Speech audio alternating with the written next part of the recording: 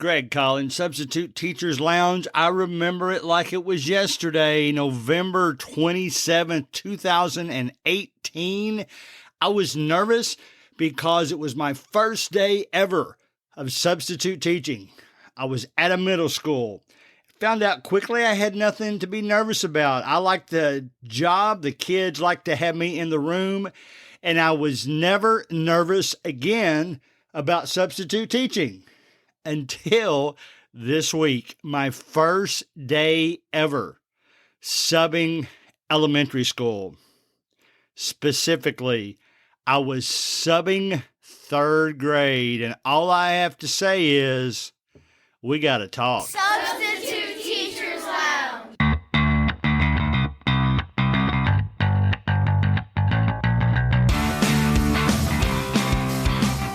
All right, guys, this is the September 24th, 2024 episode 268. That's a bunch. Talking about elementary school today.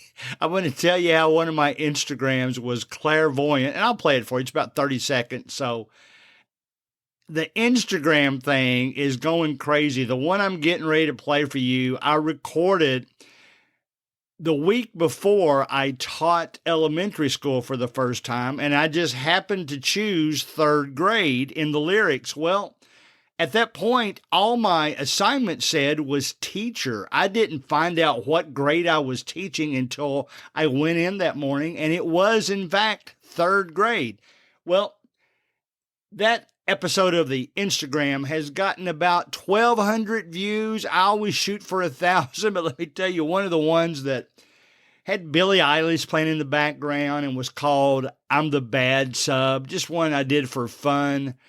For some reason, enough people picked it up and shared it that it just crossed 60,000 views. That is so crazy. And I know all you guys can't do that. And to be totally honest, I only get views like that when I'm doing something silly and funny. My daughter and her husband were over at the house the other night, and I was telling them about it. So they pulled it up, and they were laughing at them. And they hate laughing at my jokes now. I tell the same jokes over and over. But it's so cool. If you can ever bring yourself to do that, I am going to play the one about the third grade, about 30 seconds right now. I don't know if I can teach third grade. The thought of it makes me afraid. They'll just make a mess and then they'll yell at recess. Ooh, I know I'm not a fool, but why should I sub elementary school? Their snotty noses and their constant drool. Why in the world teach elementary school?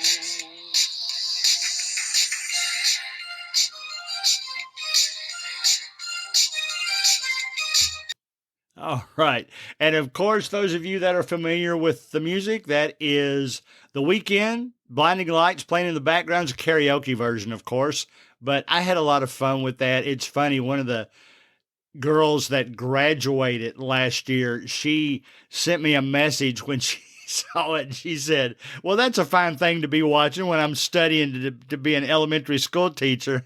And then she just kind of laughed about it. And I guess I felt like I was clairvoyant after that, because sure enough, I went in the morning, and I'm actually recording this episode early. So this happened yesterday as far as when I'm actually recording this. I wanted to do it while I had it fresh in my mind. I'm going to go ahead and give you my conclusion first. You're probably going to want to know if, for somebody that has substitute taught middle school and high school, and really said that I would never do elementary school, but I wanted to push myself this year. I was still reluctant to do it. I'll tell you my conclusion first, and then I'll tell you, as I've thought back on the process, the things that I would do differently than what I was doing before or what I did yesterday, and hopefully give you some ideas that will help you if you are teaching elementary school. Let me preface that by saying, one of the comments on this Instagram post was something to the effect of, I was a teacher for elementary school all my life and loved it. But in retirement, they said they were now subbing middle school and loved it so much that they said they probably wouldn't go back and sub elementary school. So there's all kinds of opinion. I'll tell you my first conclusion. This will make it easy for you to determine whether I liked it or not. After I got home, a absence popped up for a different elementary school next week, and I took it.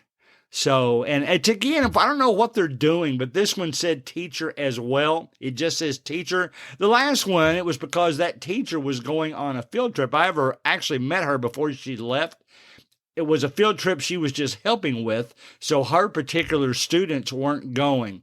But bottom line is this, and I told these kids this, it was 28 students. That was one of the most enjoyable substitute teaching experiences I've ever had. I hope some of the ones at the school is listening to this. I told the kids while I was in there, I was trying to count up in my head. This is the 7th year of substitute teaching I've done, and I'm guessing I've done at least 700 days, because what are there's 240 maybe teaching days in a school year. I probably do at least 100 a year. More than that. I mean, I'm doing at least 3 days a week. Usually it's 5 days a week. And so, guys, I have taught 700 substitute teaching classes, and you guys are probably one of my top 5 enjoyable days that I've ever had. I said, I'll make sure I let your teacher know that. Were they ever loud? Yes. It's funny. I had 2 teachers tell me that they can be chatty sometimes, but after spending a day with them, the level of chattiness that they had was nothing compared to what I was used to. So I would go back and do it, but that's my conclusion. So I'm doing the end of the discussion first. And now I want to go back and tell you some of the things that there's one thing. Let me just mention one thing. I heard one of the teachers mispronounce some words that they probably just weren't familiar with, and I was familiar with them. It's more of a Jeopardy thing. I mean, I'm pretty good at spelling and pronouncing words correctly. It's kind of a pet peeve of mine. I bit my lip, though, because I didn't want to correct the teacher in front of students. So I would recommend you do the same thing as you're learning to maybe. Now, there have been times in my past that I've looked on a board and seen a misspelled word, and I'll just challenge the kids and say, you see a misspelled word up on the board? They probably never tell the teacher that I pointed it out. They probably forget about it. So I have done that. But that did happen. 3rd graders, I described it to the teacher. I said, after I've been with so many middle school and high school students, these kids, they're so cute. They're little 3rd graders. They've got those high-pitched voices. When we went out for recess, the girls screamed when they saw a grasshopper until I just kind of picked it up and let it crawl up my arm. And then they did the same thing. And then they were so sad that somebody accidentally stepped on it. Because I told them, I said, don't kill it. It's got a right to live. It's not bothering us. And they were pretty upset about it. So I learned so much about them. Here's one thing that I did all day long, and I'm not sure I'm going to be able to change it because it is so ingrained into my personality. Years ago, and since then, but years ago when I was interviewing a group of volleyball players for the podcast, just asking them what they thought about substitute teachers, one of them said their favorite substitute teachers were the ones that shared personal stories. Well, that goes over great in middle school and high school. High school, you don't have to worry about any feedback. They just kind of laugh and move on. Middle school, the same thing happens that I'm getting ready to describe. But, oh my goodness, elementary school, if I shared a thought from my life or something that had happened to me, every hand, all 28 hands went up in the room because they had a similar story that they just had to share. And I unfortunately had to cut them off after a while and said, we got to get on with our work. And I said, that's my fault. I shared a story with you guys and you all wanted to share a story with me. I let a couple of you talk. And then I really had to be conscious of what I said. The teacher had us, it was a really nice room. I like the setup, tables with their size chairs. And then there was a carpeting in the front that was made for them to sit on and relax at the beginning of the day, or maybe just during a chill hour or so and do their reading or their Chromebooks. Man, I wish I had all this stuff in third grade. They had the big, nice automated touch screen that looks like your computer screen, but you can actually touch it with your finger and drag things around. Those are so cool, man. I love those. This was a newer elementary school in the area. There are some high schools and middle schools in my area that do not have these, so I did have the ability to do that. I ran into a lot of people that not only already knew me, most of them knew me because of my wife, and she didn't even teach at that elementary school, but she has been there as a sub, and there's so many that knew me. The librarian there is my next door neighbor, and we talked both when we saw each other at the beginning, and then my students actually went to the library for a half an hour. So it just set up to be such a perfect day. The sun was out. The recess was perfect. There were kids showing off for me when we got to recess. One of the girls wanted to show me how she could flip. The guys wanted to show me how they could climb. I don't know if they still call them monkey bars, but those bars. And, it was always, look at me, Mr. Collins. One thing I did change, by the way, I thought that group was a little bit young to allow them to call me Greg. If I had one of I'm teaching third grade. One of my grandkids is in fifth grade at that school. One is in kindergarten. If they had called me Pops, that's what they usually call me, I might have let the kids call me Pops. But I did tell them my first name, and they called me respectfully, I guess is the word I'm looking for, Mr. Collins all day long. And I do mean all day long.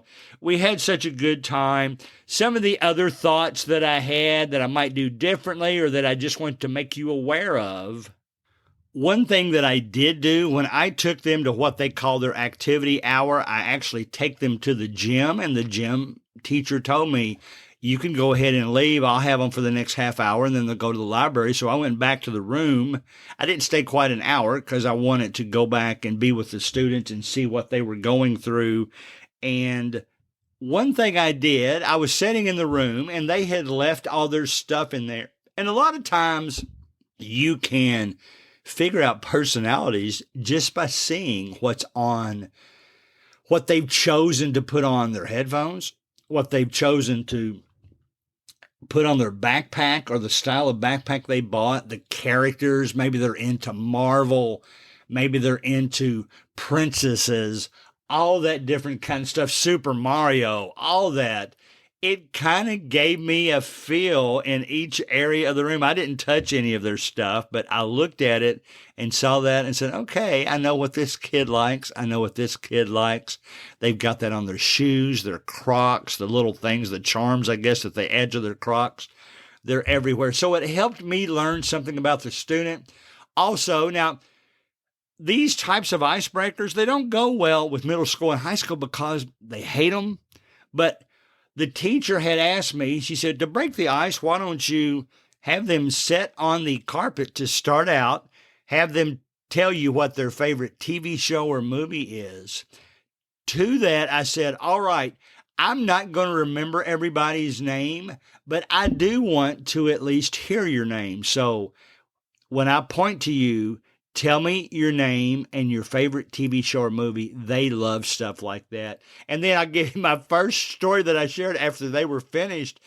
I didn't want to tell them I was a Breaking Bad fan. That's the wrong group to share that with. Probably the only two actual TV shows that I watch or I actually record to watch is America's Got Talent. And I can't even remember if it's over or not, so I'm probably not paying much attention. And MasterChef. I love the MasterChef series. And if you all know anything about MasterChef, as soon as I made that comment, every hand went up because they liked it too.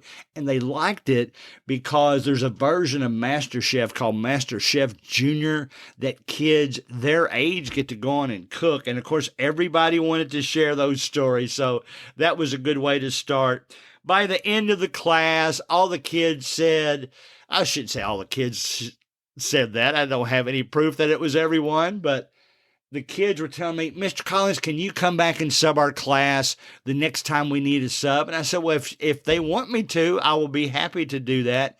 A couple of the girls asked me close to the end of class. Now, by the way, the teacher left me very detailed things of what to do, but she did say, don't worry about getting through it all. And she also said, in fact, if you have any of your own ideas and you want to do something else, go ahead and do it. So I had all kinds of latitude. Two of them asked me at the end, Mr. Collins, do you mind if we take some paper and make some cards? And I said, sure, go ahead. And I thought they were making some kind of cards for their friends or whatever. They were actually making cards for me that had a heart on the front and said, thank you for subbing our class today. The teacher got back right before the day was over, so she then took over the duties and told me, it was only about 10 minutes early, but she told me, I said, I'll stay around and help you with the car riders. And she said, no, I got this. I do this every day. You're free to go.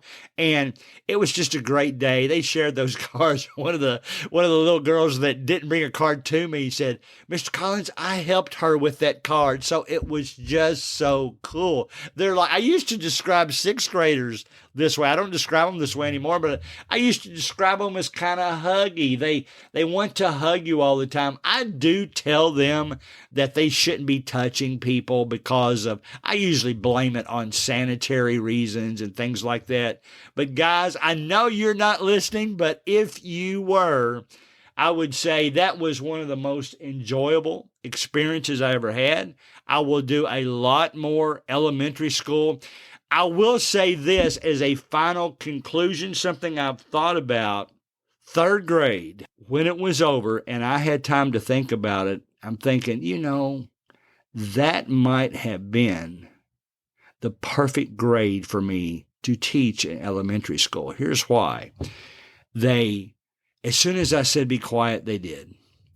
As soon as I would ask them to do something, they did.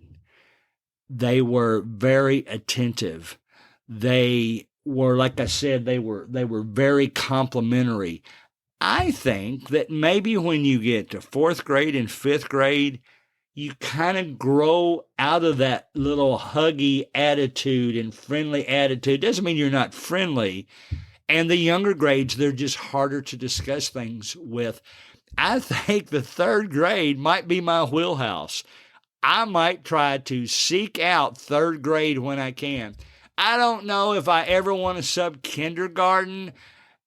Maybe the only time I'll sub it is if it is my grandson's class and I know it going into that. But guys, what was I thinking in years past where I was thinking, I just don't think I can do elementary school. Those students were great, and I can't wait to go back and sub third grade again.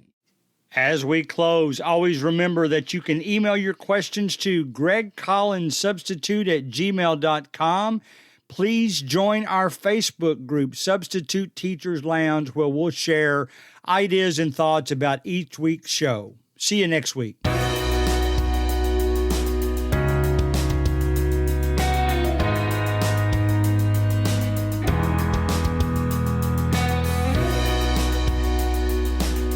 Music provided by Ben Sound.